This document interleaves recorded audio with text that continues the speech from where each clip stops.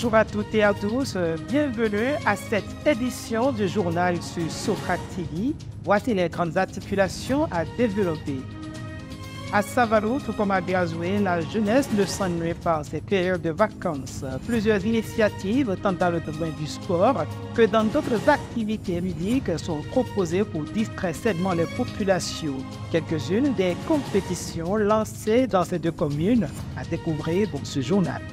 Les filles et fils de Pont-Ouillan ont répondu massivement à l'appel du comité d'organisation de la 69e édition de Pont-Ouillan. Les innovations de l'édition 2025 de cette fête, des retrouvailles à suivre avec l'équipe de Socrate TV déplacée sur le terrain. Un jeune repris de justice est retrouvé face à la criette pour escroquerie via Internet. Identités et les charges qui pèsent sur le mise en cause dans ce journal. Hors de nos frontières, au Nigeria, le groupe armé dénommé les Bandits ont encore frappé plusieurs personnes enlevées. Les circonstances de cet enlèvement à découvrir dans cette édition.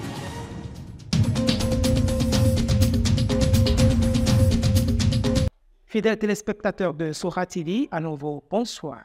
On lance cette édition par une compétition de jeux de domino. La première édition du championnat de Ati Awale à Savalou s'est déroulée le samedi dernier à Koutabo. Roland Evra Dibéonrou, porteur de cette initiative, a tenu le pari d'une parfaite organisation grâce au parrain Patrice Obongria. Il évoque les implications de cette édition qui s'étendra dans les jours à venir dans les autres arrondissements de Pataba. Il est au micro de Lucie Madodé.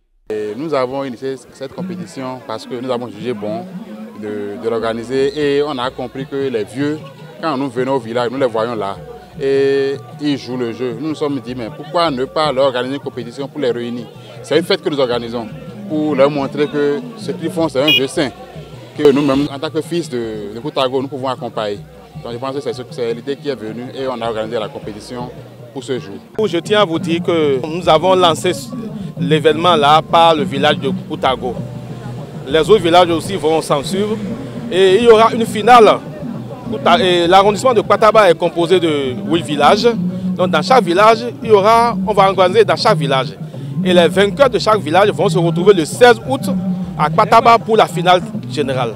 Les rideaux sont tombés sur la 69e édition de Pont-Ouillan qui s'est tenue ce week-end sur le site de Marquis Window de la localité, dans une ambiance de fête rythmée par des chants et danses, portée par des voix jeunes et pleines d'entrain. Cette célébration organisée par l'Union pour le développement de Pont-Ouillan UDP est bien plus qu'une fête. Elle porte le sceau de l'unité, de fraternité et d'engagement pour le développement de l'arrondissement. Suivez le président de l'UDP et le chef d'arrondissement à ce propos au micro de Henri Sodedi et Émeric Vaudion. Nous éprouvons du plaisir à nous rencontrer chaque année à l'occasion de la cérémonie officielle de notre fête identitaire, Pont-Ouillan qui est à sa 69e édition. En ce moment de fête, un moment de liesse populaire, mais aussi de rendez-vous des filles et fils de Pont-Ouillan venus de tous les horizons. C'est une occasion unique de retrouvailles, d'échanges et de communion. Soyez la bienvenue dans la cité d'Adamadroje. Merci d'être là, très nombreux. C'est la preuve tangible de notre attachement à notre terre natale et de notre souci constant de son développement.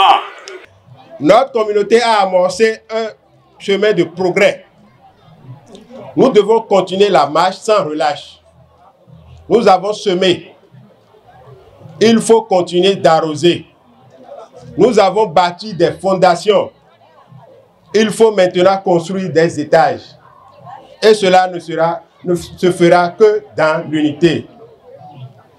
Toute maison divisée contre elle-même ne peut subsister. Pont-Ouillan ne doit pas être un terrain de rivalité, mais un chantier d'espoir. Nous n'avons pas besoin de nous détruire. pour nous distinguer. L'unité n'est pas un slogan, c'est un choix de maturité. Justice à présent, un jeune homme déjà condamné pour vol de données informatiques a comparu devant la criette pour escroquerie via Internet. Interpellé avec une trentaine de cartes SIM, il aurait fraudé 2 personnes à travers des dépôts mobile money. Il a été arrêté le 7 juillet 2025 après une nouvelle escroquerie à Parakou. Son mode opératoire, manipuler les dépôts d'argent via mobile money pour subtiliser des fonds de ses victimes. Parlons sport à présent. Le maire honoraire Laurent Yakadia de la cité des Dominants, à travers sa fondation, a initié un tournoi dénommé la Coupe du Vivre Ensemble, lancé le dimanche 3 août à Tio. Cette compétition, qui regroupe 10 équipes de la commune de Glazoué, a reçu le soutien de plusieurs cadres, personnalités et têtes couronnées de la commune. Laurent Yakadia dévoile ses ambitions à travers cette initiative au micro de Antoine Adobobo. Pour vous inviter tous les joueurs à faire preuve de discipline, de respect mutuel et de fair play tout au long du tournoi. Hors de nos frontières, pour mettre un terme à cette randonnée informative en interactualité donc, les nouvelles ne sont pas bonnes du côté du voisin de l'Est. Zamfara, une région du Nigeria, est en détresse.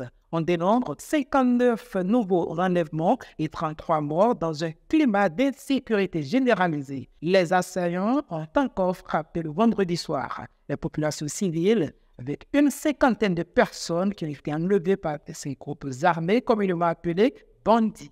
Ces bandes criminelles qui sévissent depuis plusieurs années dans la région accentuent leur emprise au grand désarroi des habitants. Ils défient ainsi le dispositif sécuritaire nigérian qui semble jusque-là inefficace face à une bande plus organisée et très équipée.